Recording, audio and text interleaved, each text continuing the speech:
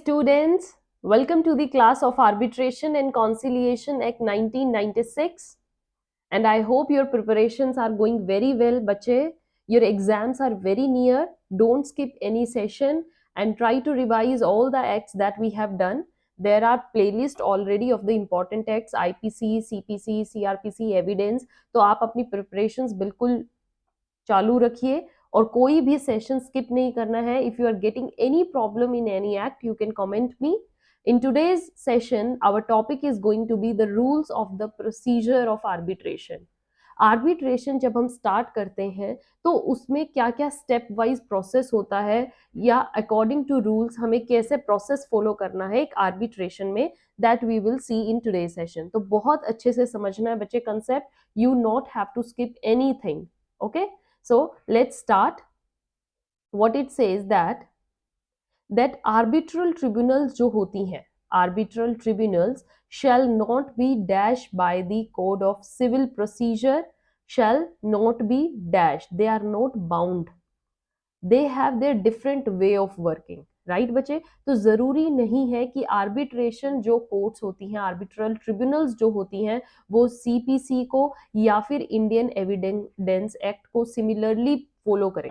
आपको सीपीसी और Indian evidence act में प्रॉपर एक प्रोसीजर दिया गया है कि किस वे से हमें एविडेंस को कलेक्ट करना है, किस वे से एक सबसे पहले पार्टी जो होती है अपनी कंप्लेंट को, जो भी उनके डिफरेंसेस हैं उनको कोर्ट में सबमिट करवाती है, उनको एक प्लेंट सबमिट करवानी पड़ती है. Then the opposite party have to give their written statement. फिर उनको हियरिंग पर बुलाया जाता है, एविडेंसेस कलेक्ट किए जाते हैं, समन्स दिया जाता है. देन दी पार्टीज ने जो भी डॉक्यूमेंट्स प्रोवाइड किए, डॉक्यूमेंट्स को स्क्रूटनाइज किया जाता है. फिर उनकी hearing, first hearing, second hearing, and then court comes to an award. तो सेम यहाँ पर भी यही है कि जैसे उनका कंक्लूजन प्रोसेस है, जो आर्बिट्रल ट्रिब्यूनल है they also have their own procedure and they are not bound by the CPC और इंडियन एविडेंस एक्ट का जो भी प्रोसेस दिया गया है उसको फॉलो करना आर्बिट्रल ट्रिब्यूनल के ऊपर बाउंडेशन नहीं है कि आपको अकॉर्डिंगली सेम वे प्रोसेस को फॉलो करना है. Arbitration tribunal is different one and the courts are different one. So further it says that parties are free to agree on the dash to be followed. क्या procedure follow होगा, क्या process follow होगा, इसको follow करने के लिए parties are completely free.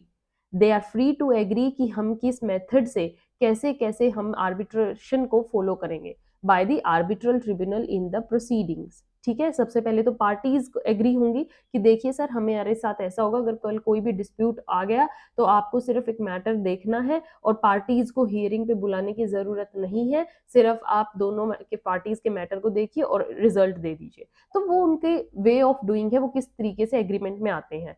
But if the parties don't come to any agreement, failing in doing so, arbitral tribunal जो है that may dash the proceedings, that may conduct the proceedings in the manner it considers the appropriate thing. Right, तो अगर सबसे पहले तो parties are free कि वो zone सा मेथड फॉलो करना चाहती हैं they can do so, but if they failed in doing so तो जो हमारी आर्बिट्रल ट्रिब्यूनल है they may conduct this proceedings as they consider it appropriate. जो मेथड उनको परफेक्ट लगता है उसके अकॉर्डिंग वो उसको फॉलो कर सकती है. परफेक्ट बच्चे, this power of arbitral tribunal जो है इंक्लूड्स द पावर, क्या क्या है आर्बिट्रल ट्रिब्यूनल के पास, जैसे वो हियरिंग करेंगी, प्रोसेस एक है कि कैसे उनको पार्टीज को बुलाना है, तो इस पावर में उनके पास क्या क्या इंक्लूड होता है. That includes the power to determine the admissibility कि कैसे उनको एडमिशन देना है, कैसे डिफरेंस जो भी उनका सब्जेक्ट मैटर से रिलेटेड डिस्प्यूट आएगा उसको किस तरीके से एडमिट करना है. Then relevance and weight of evidence, evidence को आप कितनी रेलिवेंसी दोगे, कितनी वेटेज दोगे, that completely is to be determine या decided by the arbitral tribunal.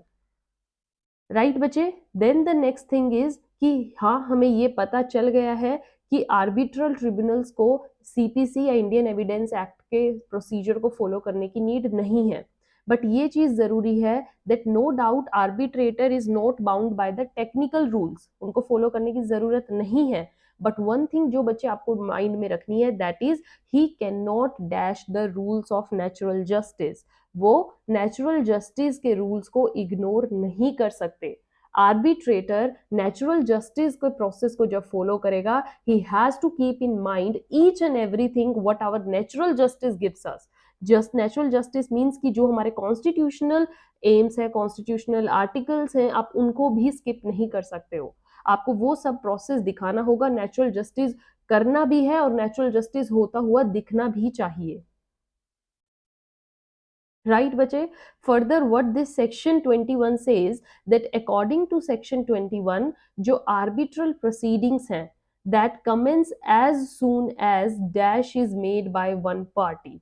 जो आर्बिट्रल ट्रिब्यूनल का काम है, आर्बिट्रेशन का काम है, वो कब शुरू हो जाता है? जैसे ही द रिक्वेस्ट एक पार्टी ने दी by one party to other for referring the dispute to arbitration, कि जैसे ही पार्टीज के बीच में कोई मैटर अराइज हुआ और पार्टीज ने कहा कि चलिए इस मैटर को आर्बिट्रेशन के पास लेकर चलते हैं, तभी से ही जैसे उन्होंने आर्बिट्रेशन के पास रिक्वेस्ट डाली, same kind arbitral tribunal proceedings are started.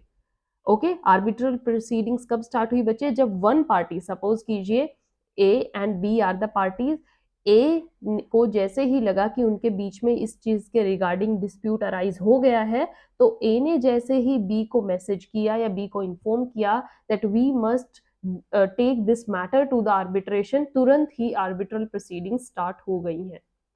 All right बच्चे, next thing what it says that the date of commencement of arbitral proceedings, this is the examination question of RJS, Rajasthan judiciary में ये exam में ये question आया बच्चे कि date of commencement of arbitral proceedings कब होती है? The date on which the request is made by one party from the other. Okay, ये request is received by one party from the other. जब एक जिस दिन बी को request receive हो गई ए की कि ए चाहता है इस मैटर को हम लेकर जाए आर्बिट्रेशन में, the day when B receive that request, that day will be considered as the date of commencement of arbitral proceeding। याद रहेगा बच्चे, this is very very important thing कि ये डेट वो नहीं होती कि जिस दिन आप आर्बिट्रेशन में मैटर को लेकर गए या जिस दिन डिस्प्यूट अराइज हुआ। No, that day in which the other party gets the knowledge about the request that is made by another one, that date is the commencement of arbitral proceeding। Right, next thing is under section 21 the date of service of dash to appoint an arbitrator, that is date of service of notice।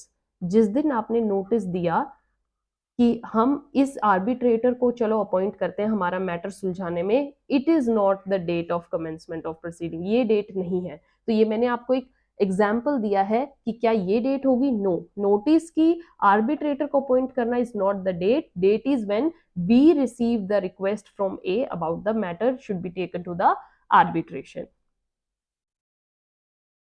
Okay, so these are the few things that you have to keep in mind how the procedure of arbitration goes on in Arbitration and Conciliation Act। बच्चे, you have to keep your studies in a consistent manner। Study daily कीजिए, कम कर लीजिए, पर आपको कोई भी day skip नहीं करना है। And make your time table, keep work, and जितनी ज्यादा आप प्रैक्टिस करोगे उतना ही ज्यादा आपको आपका रिजल्ट अच्छा मिलेगा। Don't skip any session, keep studying, keep consistent, follow my principle, that is read, revise, repeat। Thank you।